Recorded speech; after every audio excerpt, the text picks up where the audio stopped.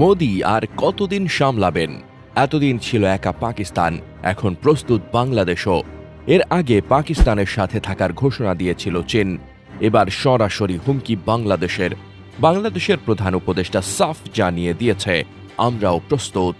এই মহড়া কেবল একটি সাময়িক অনুশীলনই নয়, এটি আমাদের সার্বভৌমত্ব রক্ষায় বিমান বাহিনীর পেশাদারিত্ব এবং দক্ষতার পরিচয় বহন করে। বিমান বাহিনীতে ভবিষ্যতে অত্যাধুনিক যুদ্ধ বিমান, হেলিকপ্টার, পরিবহন বিমান, radar, surface to air missile, UAV সংযোজনের জন্য সরকার বিমান বাহিনীকে সর্বোত্তম সহযোগিতা প্রদান করবে। প্রস্তুতি নিতে হলে আধা-আধি প্রস্তুতির কোনো জায়গা নেই। ভারতের চারপাশের সীমান্তে ঘিরে আছে পাকিস্তান, চীন আর বাংলাদেশ। এখন এই তিন চাপে দিশেহারা মোদি। সীমান্তের সব দিকে ছেয়ে আছে শত্রু সেনা। এর মধ্যে আবার বাংলাদেশের সাধারণ নিরস্ত্র গ্রামবাসীর কাছে মাপ চেয়ে প্রাণে বাঁচল ভারতের বিএসএফ।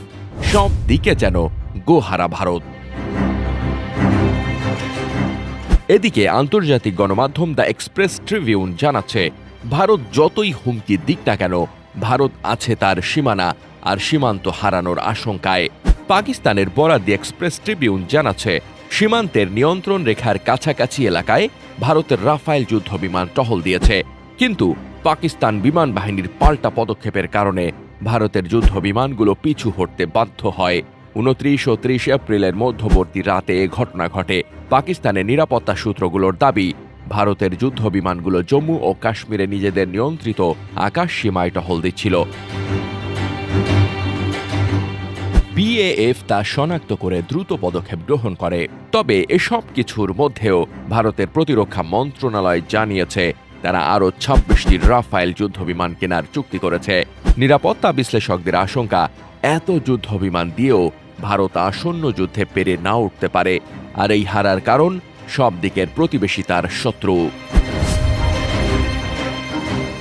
এই সব কিছুর জন্য কিনা ভারতের প্রধানমন্ত্রী এখন সবার উপর বিশ্বাস হারিয়ে ফেলেছেন, তাই সব কিছু আবার ঢেলে সাজাচ্ছেন তিনি। কাশ্মীরের পেহেলগাম কাণ্ডের পর জাতীয় নিরাপত্তা উপদেষ্টা বোর্ডের খোলনলচে বদলে দিল মোদী সরকার।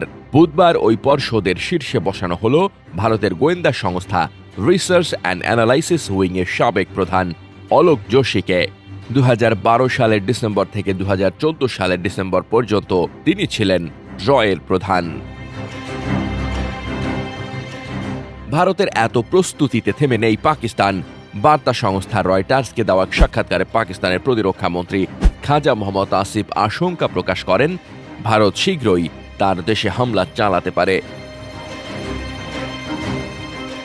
সাক্ষাৎকারে খাজা আসিফ বলেছিলেন, আমরা আমাদের বাহিনীগুলোকে শক্তিশালী করেছি, কারণ এটা এখন আসন্ন। এমন পরিস্থিতিতে কিছু কৌশলগত সিদ্ধান্ত নিতে হয়, সেই সিদ্ধান্তগুলো নেওয়া হয়েছে। প্রস্তুত পাকিস্তান। আর আজকের বাংলাদেশের প্রধান উপদেষ্টার কথা থেকে জানা গেল, বাংলাদেশও প্রস্তুত রয়েছে।